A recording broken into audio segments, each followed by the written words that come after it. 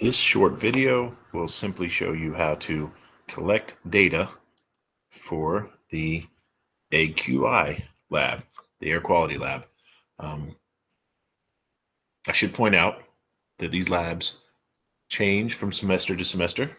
So as you're looking at this, if it seems a little bit different than what yours looks like, you don't need to worry about that. Again, these labs change from semester to semester, especially, for example, the locations, right? So this list of locations you see on this video might look different than the list of locations that you would see on your particular lab. So what you're going to do, and again, at this point, you've already read the introduction, so I'm not going to go over that. I'm just going to show you how to collect your data. What you're going to do is go here to Recent AQI Trends and click that link, and there we go. It pops up. It just happened to show up with Institute, but let's take a look here. I'm going to give you an example of how to do this. So let's use this example. Obviously we have that as an example, so let's use it. Location is just the example. So the zip code, I just put 12345. So let's take a look at what that is, right? You're going to go up here to the top right and put in the zip code that you want to check. 12345. Hit enter, and there we go. There are the AQI trends for today. You can see the hourly trends for today. And if you scroll down, this is the data you need. You need the week, right? So you need AQI trends for the week. Now it's up to you to choose which date you're going to use. You need to use at least 2 dates. So I'm just going to randomly choose them. Let's see, the most recent dates for me, which would be September 22nd and September 23rd. So make sure you put that right here. I need to know which dates you're using, because I need to go back and check your data to make sure it's correct, right? So I can put 9/23 to, excuse me, I think it's supposed to be 9/22. Yeah. 9/22 through 9/24. All right.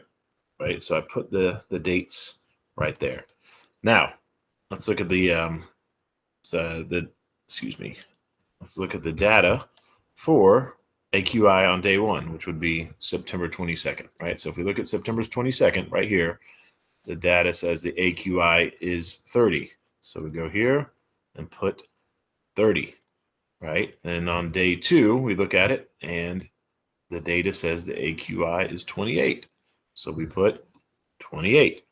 Now to do the average, you add those two together and divide it by 2, right? So 30 plus 28 divided by 2, and that gives us 29, right? That's the average. That's it. That's all you're going to do. You're going to do that for your location. Make sure you insert your the location there, including your zip code, and you're just going to collect data for 2 days that you choose, again, that you put here. You calculate the average, and then you'll explain whether that AQI is good or moderate or healthy, whatever it may be, right? So once you have the average, you can scroll up here and compare those numbers to this chart right here to tell you which level they are.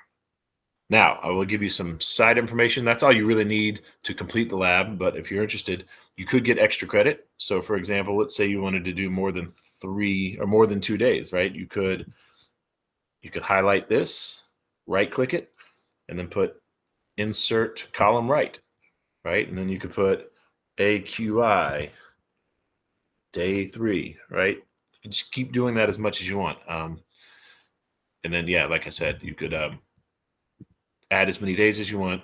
And again, you'll calculate the average. In this case, if I was going to change the example, let's say day 3 was, and I'm just going to randomly come up with a number, say 42.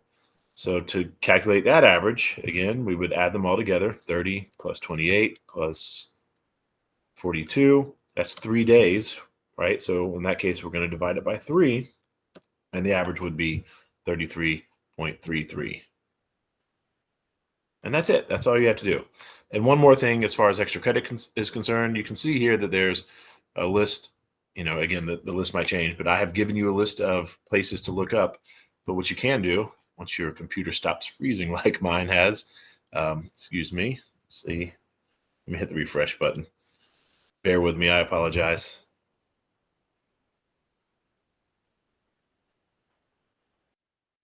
Okay, yeah, there we go. Another thing you can do for extra credit is, if you see here,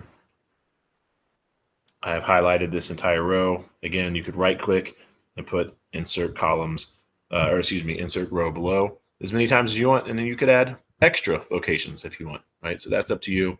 As always, if you have any questions, let me know. I will say this, let me try to find a good example. Sometimes the data is not available for you. Let's see if I can find an example of that. I think there was one recently for my area. Yes. All right. So let's say you chose the dates of September 20th and September 21st, right? In this case, there is no data for September 21st. So if that were the case, you could just leave it blank. So again, let me use this example. I'll change what we're looking at here. Let's say we're doing September 20th and the 21st. September 20th through the 21st.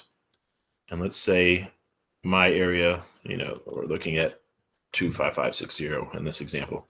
AQI on day 1 is 58.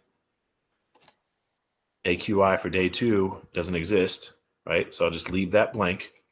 First of all, let me erase this thing that I did earlier. We don't need that anymore because that was just an extra credit idea. Delete column. There we go. All right. So now, obviously, the average is going to be a lot easier. 58, and there is no data for the other one. So you'll just write 58, right? There is no change. So you'll just write exactly what it is. Now, if by some chance you happen to have a situation in which there's 2 days without data, and let me see if there's any on here, 2 consecutive days. There's not. But if there were 2 consecutive days without data, then just use a different website. And you can see here, I have a link to show you how to use a different website. So that's it. If you have questions, let me know.